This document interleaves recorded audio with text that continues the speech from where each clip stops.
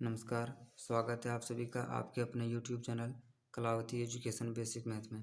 प्यारे बच्चों, आज हम लोग कक्षा 10वीं विषय विज्ञान अध्याय 6 ज्या प्रक्रम का प्रश्नों को देखेंगे। इसके पहले वीडियो के माध्यम से हम लोगों ने इसके जो डेफिनेशन था ज्या प्रक्रम का, उन सारे उदाहरणों को समझा था। अब हम लोग किताब का प्रश्न को देखेंगे और इनका जो आंसर होगा उसको जानने का कोशिश करेंगे। तो इस वीडियो में जो है प्रश्न का जो आंसर है बिल्कुल सरल भाषा से बताया गया है। तो आइए बिना देरी का देखते हैं। देखिए, पहला जो प्रश्न है हमारा इस अध्याय से 6 अध्याय से, इसमें देखिए पहला प्रश्न है, हमारे जैसे बहुकोशिकीय जीवों में ऑक्सीजन की आवश्यकता पूरी करने में विसरण क्यों अपर्याप्त है। तो देखिए इसका आंसर हमें इस प्रकार से लिखना है कि विसरण क्रिया द्वारा बहुकोशिकीय जीवों में पर्याप्त मात्रा में ऑक्सीजन शरीर के प्रत्येक अंग में नहीं पहुंचाया जा सकता है। बहुकोशिकीय जीवों में ऑक्सीजन बहुत आवश्यक होता है, अतः प्रत्येक अंग में ऑक्सीजन की आवश्यकता होती है जो विसरण क्रिया पूरी नहीं कर पाती है। ठीक है, इसका यही आंसर हो जाएगा। बिल्कुल इसी तरह से आपको एग्जाम में लिखना है। फिर देखिए दूसरा जो प्रश्न है हमारा 2 नंबर जो प्रश्न है, इसका प्रश्न ये है कि कोई वस्तु सजीव है, इसका निर्धारण करने के लिए हम किस मापदंड का उपयोग करेंगे।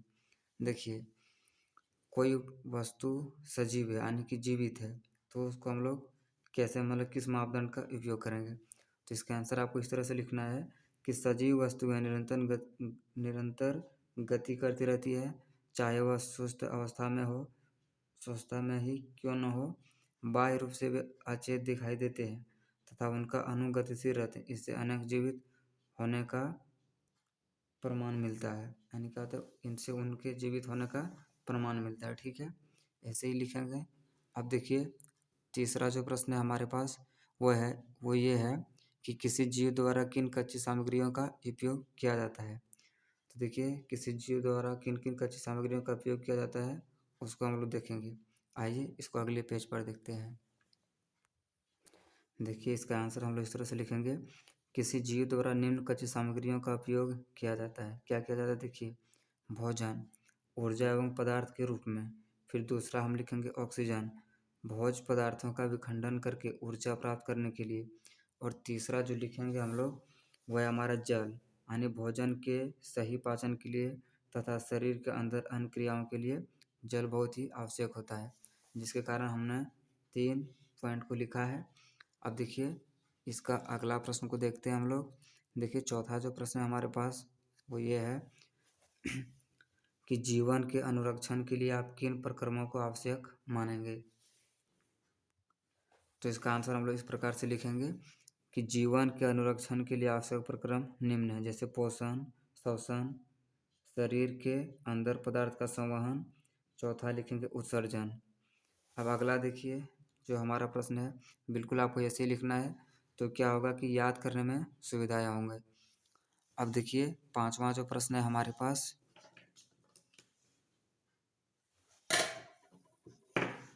वो ये है कि स्वयं पोषी पोषण तथा विषम पोषी पोषण में क्या अंतर है।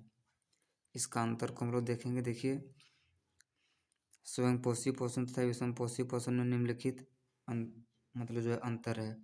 तो देखिए इसको भी हम लोग अगले पेज पे देखेंगे। देखिए इस तरह का प्रश्न का आंसर हम लोग 2 तरीके से दे सकते हैं। ठीक है, तो इसमें आप ये तरीका भी सही है। इसको आप लोग कैसे याद करेंगे, देखिए एक को आपको याद रखना है, दूसरा उसका विपरीत होता है। जैसे जो प्रक्रिया समपोषी में होगा वो विषमपोषी में बिल्कुल नहीं होगा। तो देखिए बच्चों इसको हम लोग कैसे लिख सकते हैं। देखिए पहले स्वपोषी पोषण का देखेंगे, फिर विषमपोषी पोषण का। देखिए स्वपोषी पोषण हरे पौधों में होता है, ठीक है, जबकि देखिए इसका विषमपोषी पोषण क्या होगा कि विषमपोषी पोषण हरे पौधे तथा कुछ शैवालों को छोड़कर बाकी सभी जीवों में होता है। यानी कि सीधा सीधा आप ये कह सकते हैं कि विषमपोषी पोषण हरे पौधों में नहीं होता है। ठीक है, फिर देखिए इसमें दूसरा लिखेंगे, ये ऐसे घटक हैं जो प्रकाश संश्लेषण द्वारा अपने भोजन का निर्माण स्वयं करते हैं। फिर देखिए विषमपोषी पोषण में देखेंगे हम लोग दूसरा पॉइंट, ये भोजन के लिए स्वपोषी घटक द्वारा संश्लेषित पदार्थों पर निर्भर होते हैं। फिर देखिए इसमें देखेंगे हम तीसरा जो हमारा है पॉइंट, इसका पॉइंट इसमें है कि इनमें क्लोरोफिल होता है। इसमें क्या है, इसका बोले तो आपको बिल्कुल विपरीत होता है। तीसरा में देखिए इनमें क्लोरोफिल नहीं होता है। फिर देखिए चौथा, इनमें प्रकाश संश्लेषण होता है। फिर देखिए इसमें चौथा में आपको क्या देखना है, इनमें प्रकाश संश्लेषण नहीं होता है।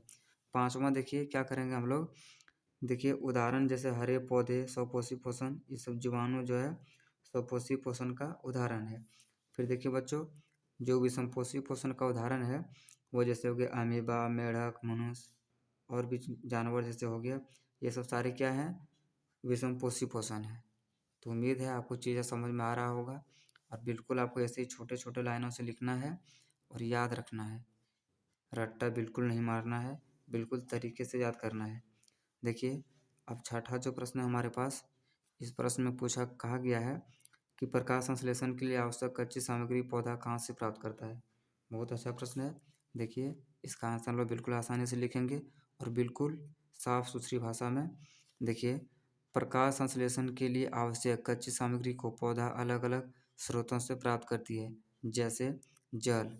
तो देखिए जल से कैसे क्या प्राप्त करता है पौधे, जल पौधों की जड़ से भूमि से जल प्राप्त करता है। अब फिर देखिए इसका अगला पॉइंट दूसरे पेज पे देखेंगे, नेक्स्ट पेज पे देखिए अब जो दूसरा प्रश्न है यानी कि पॉइंट है हमारा, बिंदु है, वो है पर्णहरित। तो ये इसका काम क्या होता है, पर्णहरित पत्ती के हरित लवक से कार्बन डाइऑक्साइड और फिर आपका वायुमंडल से, यानी कि इन सब चीज़ें जो है आपका प्रकाश संश्लेषण के लिए आवश्यक कच्ची सामग्री जो है पौधा कहाँ से प्राप्त करता है, उनके लिए हम लोग ऐसे लिखेंगे। ठीक है। अब देखिए सातवां जो प्रश्न है हमारे पास, यह हमारे अमाशय में अम्ल की क्या भूमिका है। ये परीक्षा की दृष्टि से बहुत ही महत्वपूर्ण प्रश्न है। तो आइए जानने का प्रयास करते हैं बिल्कुल सरल तरीके से, आसान तरीके से। देखिए हमारे अमाशय में HCl यानी कि हाइड्रोक्लोरिक अम्ल उपस्थित होता है। यह अम्ल अमाशय में अम्लीय माध्यम का निर्माण करता है। इसी के मदद से एंजाइम अपना कार्य करता है। हाइड्रोक्लोरिक अम्ल हमारे भोजन में उपस्थित रोगाणुओं को नष्ट कर देता है तथा हाइड्रोक्लोरिक अम्ल अमाशय में भोजन को पचाने में सहायता करता है। एक बार फिर से देखेंगे बच्चों आप और इसे अच्छे से नोट करेंगे, ये बहुत महत्वपूर्ण प्रश्न है। तो देखिए अब अगला प्रश्न देखते हैं। अगला जो प्रश्न है हमारा, ये भी बिल्कुल महत्वपूर्ण प्रश्न है। लिखा है पाचक एंजाइमों का क्या कार्य है, यानी कि पाचक एंजाइम का हमारे शरीर में जो है वो क्या कार्य है। तो देखिए बच्चों पाचक एंजाइम से क्या होता है, तो देखिए इसका आंसर इस तरह से लिखेंगे हम लोग कि पाचक एंजाइम उत्प्रेरक क्रिया द्वारा भोजन के जटिल अवयवों को सरल भागों में खंडित कर देता है, जिससे वे घुलनशील हो जाते हैं और शरीर में उनका अवशोषण हो जाता है। ठीक है। अब देखिए अगला प्रश्न है हमारे पास 9 नंबर प्रश्न। देखिए इस प्रश्न में क्या है, पचे हुए भोजन को अवशोषित करने के लिए क्षुद्रांत को कैसे अभिकल्पित किया गया है। तो देखिए कैसे इसको अभिकल्पित किया गया है। देखिए बच्चों पचा हुआ भोजन क्षुद्रांत में अवशोषित होता है। क्षुद्रांत में हजारों सूक्ष्म रसांकुर पाए जाते हैं, जिसके कारण इनका अंदर का क्षेत्रफल बढ़ जाता है। क्षेत्रफल के बढ़ जाने से अवशोषण भी बढ़ जाता है और यह अवशोषित भोजन रुधिर में पहुंचता है। देखिए तो इस तरह से आपको लिखना है। इससे पहले आपसे एक अनुरोध है कि जैसे आप कोई भी प्रश्न आंसर करते हैं किसी भी सब्जेक्ट का, किसी भी विषय का, तो पहले उस चैप्टर के बारे में पूरा पढ़ लीजिए। जैसे ज प्रक्रम है, ज प्रक्रम सभी प्रश्नों को देखिए, फिर हमने क्या सीखा उसको पढ़िए, फिर अभ्यास के प्रश्नों को कीजिए। बिल्कुल आपको सारी चीज़ें समझ में आएगा। तो उम्मीद है चीज़ें आपको समझ में आ रहा होगा।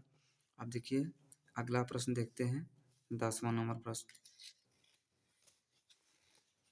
देखिए 10 नंबर प्रश्न पूरी तरह से क्लियर नहीं है, तो हम लोग इतना ही रहने देते हैं, फिर अगले वीडियो के माध्यम से देखेंगे, क्योंकि लंबी वीडियो होने से थोड़ा अपलोड करने में परेशानी होता है। उम्मीद है कि आपको चीज़ें समझ में आया होगा।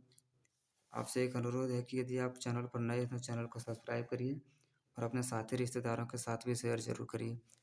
साथ ही इस चैनल के माध्यम से आपको चेक बोर्ड से संबंधित सभी जानकारी समय समय पर मिलता रहेगा।